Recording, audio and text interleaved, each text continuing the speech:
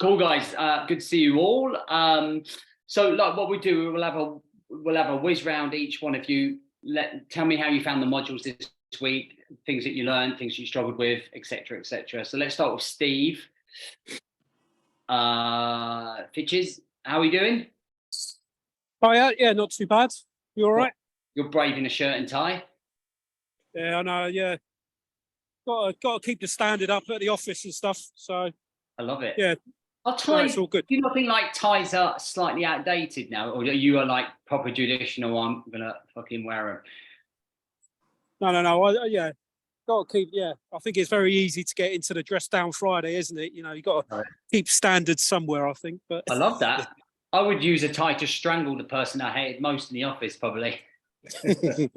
Yeah, I don't think my tie's long enough for that. Cool. How's the week been? Yeah, no, I think it's been pretty good. It's weird because I find myself now I'm on the kind of like the E90, all the stuff that kind of like where we just touched the surface off on the 28. Yeah, it is all kind of like it was all sinking in. Love that. So that's good. I mean, it's quite weird as well. Not kind of like not blowing smoke up your ass type thing, but a lot of the stuff you've been talking about on your morning shows and bits and pieces has kind of like been kind of like really sinking in with me. You know, like the planning and stuff like that. And another thing that I found when you were talking about it the other day is like my morning routine is there. I'm getting out of bed nice and early and cracking on with stuff. But it's just kind of like really organising it because at the moment, a lot of the time, if I'm not going out on my bike ride, if it's not one of my bike ride mornings, I get up early, I'm downstairs, but I kind of like slowly drift into just chilling out a bit rather than structuring it and actually doing stuff. So I think that's where I need to look at on my morning routines at the moment. Okay. So yeah, because there is a danger if I'm not out on the bike, I just kind of like get up early. It's nice and quiet, and I go, I'll just chill out for a little bit with a cup of tea and stuff. So I need to look at that. Yeah. But yeah, and I'm kind of like getting stuck in to start giving thought about the planning, like for the 10-year and then possibly the 9. But then like recently, just looking at the 28 days and splitting that up over the 4 weeks. So yeah, I'm just giving that some thought really. But apart from that, it's all good. I mean, I'm getting back into it because last week I took a bit of a knock because I was still suffering from like man flu and stuff like that. So I didn't get my PT done and stuff like that. Yeah. But no, this week I think I got back into it quite good. So yeah, for me, the big thing is just really fine tuning that planning rather than just a broad brushstroke going, oh yeah, I'm doing this today. Actually getting some achievable kind of like daily targets and getting them in the diary. So that's kind of like where I am this week. Yeah, it's good. And some good points. I saw your comment on there saying, I just kind of get into the habit of writing it down without thought, maybe just for the sake of it. And I think the key thing with planning, I think I've got to do some training on this after summer holiday. There is a key process, right? When we plan, and I put up in the group the other day, a little structure where I spend my time planning just even the following week, right? So it starts from Wednesday, then we do like a little bit on Thursday, a little bit on Friday, a little bit on Sunday. So it's like a 4-stage process, right? Where we slowly build up, but it allows me to connect with it, like and setting, like we set time aside for the gym, setting time aside for planning is something I don't think we do enough, right? So we want to be really planned, we want to feel more organized, but we don't schedule in that time to put in that work. So that actually you could put in an hour's work this week to make sure that the 168 hours next week are well accounted for, right? And it's almost like saying, right, here's an hour this week to go and plan how you're going to spend your money next week. Do you know what I mean? We probably spend more energy and time thinking, how do we spend our money? How do we use our money properly? Not everybody, but you know, time is so valuable. And what you almost want to look back at the end of a 7-day period is going, okay, so out of the 168 hours over the week, how many hours did I waste?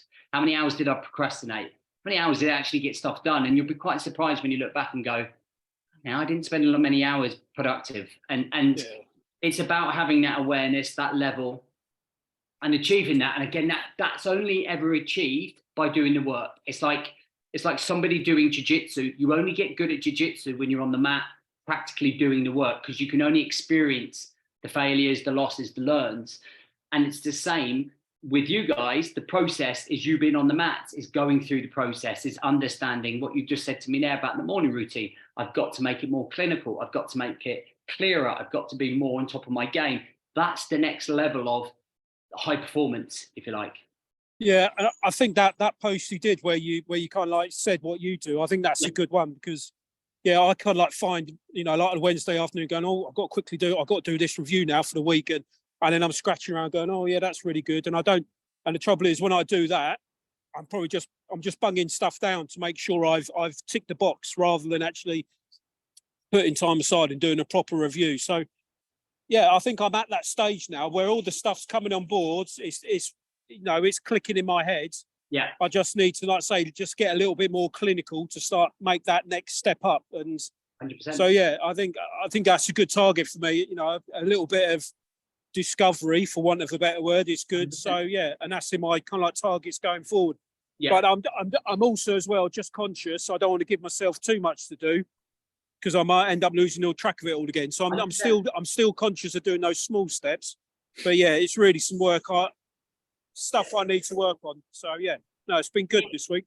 And just to put it into perspective for you, you're not actually trying stuff because you're struggling anymore, because you've got through that phase.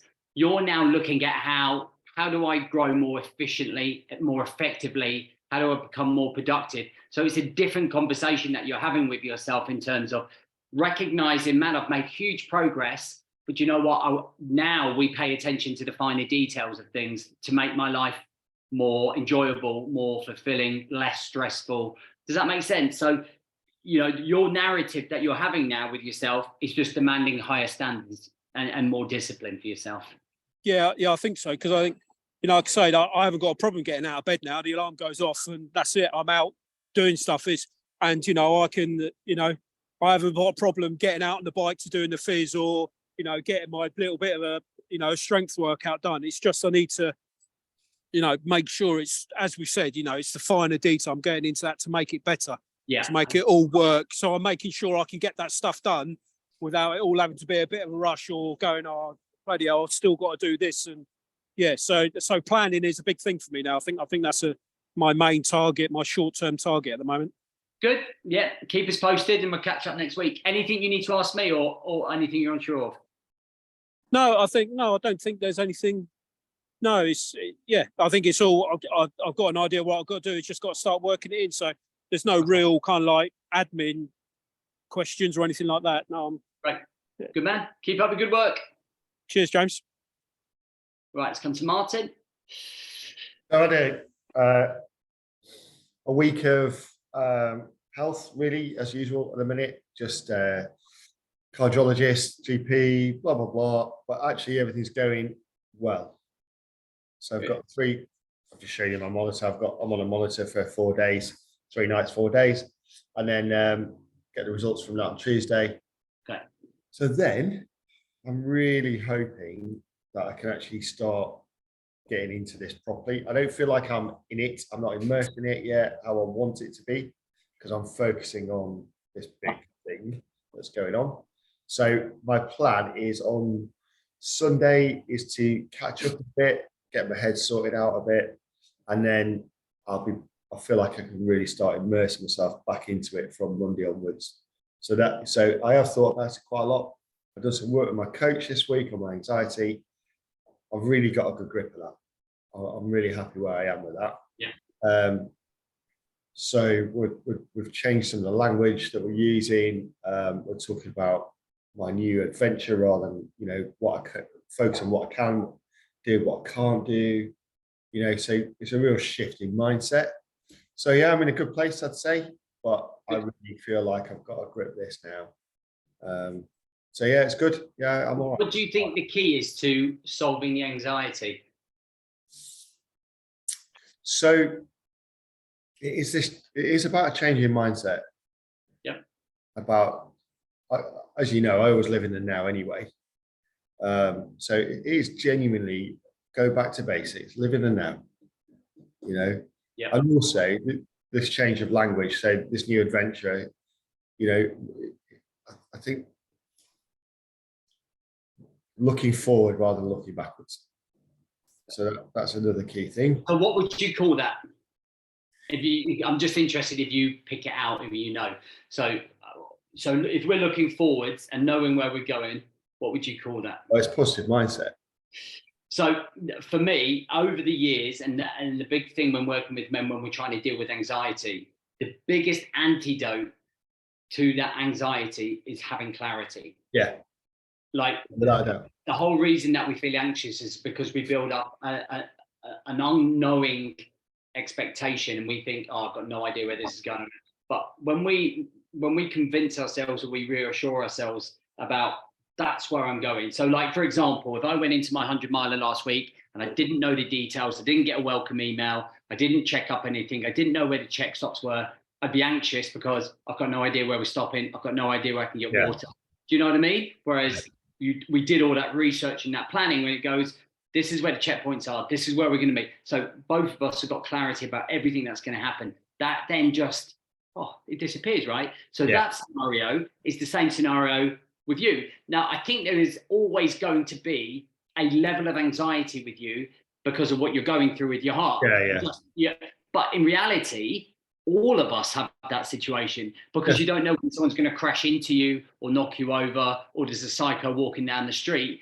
Like the everyday anxiety. So I think that when you learn to live with this, what's going on, I think that you can go, well, actually, I can only control so much. Where actually, you know, if it decides not to work, like we said last week, there's not much we can really do about it.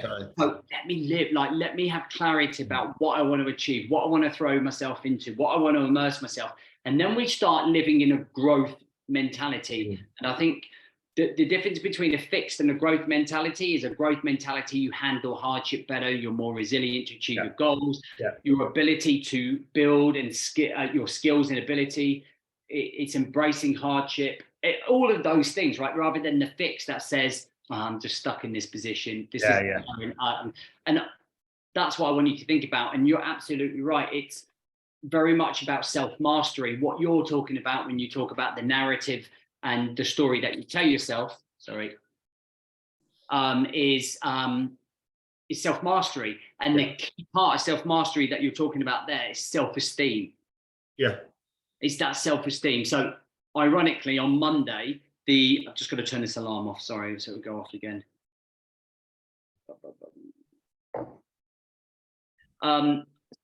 On Monday, I'm putting out a group challenge. You know, we've been doing the self-mastery challenges. We did self-awareness, I can't remember, self-acceptance. So next week is self-esteem. So there is a series of exercises in there that I think will really, really help you build that self-esteem internally. And that is going to build the confidence as well. Well, the ironic thing is, this is what I do for a living, as you know. I know, I coach mental toughness. And, you know, my mental toughness is 9s and 10s. So, but it's about how you then, it's about recognizing that. And then, you know, that change of narrative, like you say.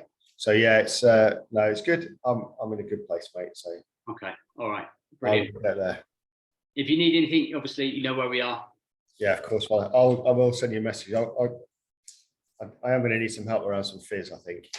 So, okay. That's fine. If you don't mind, I'll lean on you a bit for that. Yeah, of course. Okay, last but not least, Phil. Hello, everyone. Had a good week. Hey, yeah, good. A good week this week, in a good place. Really positive. I think the takeaway for me is actually feel very calm and in control. And a lot of that comes out of the planning, you know. And I really enjoyed that process of thinking about, well, first of all, we started about the long term, weren't we, sort of 5-10 years, but now sort of this week I've been really sort of focusing on that 90-day, breaking that down into the 328 days, and then breaking that into the next 4 weeks. And to be honest, I've really enjoyed the process. I find it quite exciting. I'm on a journey that, you know, particularly one of the big things for me was health. Never found time to do it. All the excuses under the sun, but you know where I've got to now, thought there is time. I am doing it. Set myself the little target, and suddenly you're already seeing the benefits of a bit of weight loss, feeling better about yourself, And then for me, it's just like you just feel so much calmer when you've got the plan, and you just roll it out and enjoy the process. And so this week's been really good. And the other thing, there's been a couple of curveballs this week. With one was like a broken down car. The other one, the dog decided to eat a bee, so big vet issues. All got sorted out, but of course that's not in plan, was it? I didn't plan for that. But what was nice was normally when I dealt with those, it's like, oh shit, got to deal with those. And the things that gave way was the stuff for me. And in the end, I thought, okay, we'll deal with that. Okay, but I still want to do my workout, and I still want to do my planning. Something else has got to give. Well, sure, it all got done, and it just helped me. I think previously I'd just be then sort of more just living in that reactive state. But now with this sort of plan behind me, I can just adjust it. This is what I do. Right, today I do this. Did do my workout on Wednesday. Need to do a bit more on Thursday then. And that's what I've done. And as I say, and that's all sort of, if you like, sort of spread out to be a good place mentally. So really. What it's like? It's like a crisis management. And it's not necessarily a crisis, but like when we have those little things like the car not working, or fucking dog eating a bee, or like, do you know what I mean? Or one of the kids coming home sick from school, like the micro crises, aren't they? Because it just disrupts the flow. But actually, you're quite right. And this is what I often teach, is like the difference between a human being that has a plan, is working to something, is doing it, versus somebody that's living here in this chaos, anxiety, frustrated state. Is just a case of going, right, I'm going to deal with this mini crisis. This needs dealing with right now, which means, I'm going to have time is the thing. Time and energy has to be put into that, which means something needs to give. And that's where we evolve the plan and things move right. So then when we look at the plan and go, right, I've missed the last 2 hours because I've been in the vet with a dog. That time I was going to spend doing this. Where can I fit that in? Okay, so I'm going to have to move the thing I was going to do on Friday to Monday or Tuesday next week. And I'm just going to lift it and shift it and put it in there. And that's where we're going to go. And you have that ability now, all of you, because you're starting to think ahead. You're starting to think like that elite operator mentality. It's high performance. You're in a growth mentality. So you're constantly thinking, you're constantly on top of your game. And again, when you talk about if that had happened before the course, you would have been like handbag exploding sort of thing, sort of Jack in the Box scenario. Your mind and your emotions and your body are now conditioned to deal with mini crises, right? You can deal with setbacks, you can handle them like a boss. And that's what we're looking for. And like you say, the calmness, you're managing your emotions. You're not even having to like go to meditation for an hour for a day, every single day for 7 days to do that. You're just simply controlling how your life's going. You're taking charge of where your life is going and what you're doing with it. And I think when you look at other people, when I look at other people, when I talk to other people, you can see that is not there. And that's when the chaos reigns in. As soon as it gets in here, man, it's infected. And then you're like a raging bull. Yeah. And also, I sort of thank Martin for sharing his experience, really, because I talked about the dog going to the vet. It really is the storm in the teacup, to be honest, compared to proper life changing and challenges. But like I say, I don't know what's around the corner. And I'm seeing this as that's great with plan, but I don't know. So I just say thanks for sharing that, because it's given me some perspective. You don't know what's around the corner. Yeah. It it could be a world of pain. I don't know. So let's live today. Let's focus on what we're doing. So I really sort of appreciate you sort of sharing that, and it has managed me to, put things in perspective. It's so, good. Thanks. And those stories, like Martin's, like other people's, it's always good to reflect that. That's where the gratitude comes in the morning, because you're like, man, it could be a lot worse. And I had to bring myself back since we've come back from Portugal, or I've come back. It's just been like fucking spiraling. And I've just been like, well, it hasn't really been spiraling. It's just my expectations are not being met. I'm not like Martin, who's got a dicky heart. I'm not like one of my best friends who lost his 3-year-old son. I'm not like fucking other people who have gone through major trauma, right? you know, I'm not in that situation. So stop fucking feeling sorry for yourself. And let's get on with it. Do you know what I mean? And it makes you go up to be this dude here, this high performer right here. And I think that's what's important. Everything we're doing, even these conversations, they're really powerful because they make you understand the bigger picture, that bigger picture that we're trying to achieve, right? What we're trying to do. Yeah, definitely. You know, and even like I mess about with Steve there, but I love the fact that I'm upholding my standards. These are the standards. This is how you write and set an example. But I absolutely love that because how you do anything is how you do everything. Do you know what I mean? So when you start having a standard in one area, man, that starts to flow into other areas of your life in terms of your health, your relationships, your planning, the non-negotiables. That is like top of the game type of stuff. Do you know what I mean? You just need to get a better tie. That's all. It's my best regimental tie. This one, especially for a Friday.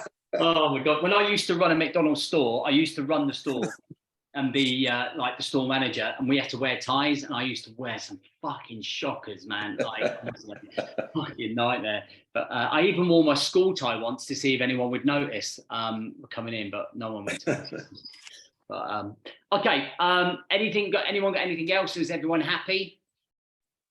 Everyone happy? Cool. Yeah, good, thanks. Yeah. So there was a lot of good content that comes out of these conversations, guys. Does anyone have any objections to me sharing some of these conversations on socials or the podcast? No. Not for me. Okay, I kind of feel like this week and last week have been really, really powerful, and I think there's a lot of stuff in there that will help a lot of guys, like hopefully unravel some things in there. So I'll probably share maybe this one and last week's, but I'll let you know if it goes up and you can have a listen back. Cool. All right. So listen, next week, let's go 11:45. I just was conscious about the other meeting overlapping, but it seems to be finishing around 1:30 anyway. So if everyone's happy, next Friday, it might be John next week because I've got a workshop in London for my business mastermind. So it will probably be John next week. So I will probably catch you in 2 weeks. Yeah. But again, like the WhatsApp group's open. So if you want to share anything or have a conversation in there, you know, just talk in there. I wouldn't normally say message in the app, but because there's only 3 of you on this course here together, it's quite direct. I don't mind doing it at all. Happy? Brilliant. Thanks. Yeah. Yep. You guys have a great weekend. Okay. Thanks all. See you later. Cheers.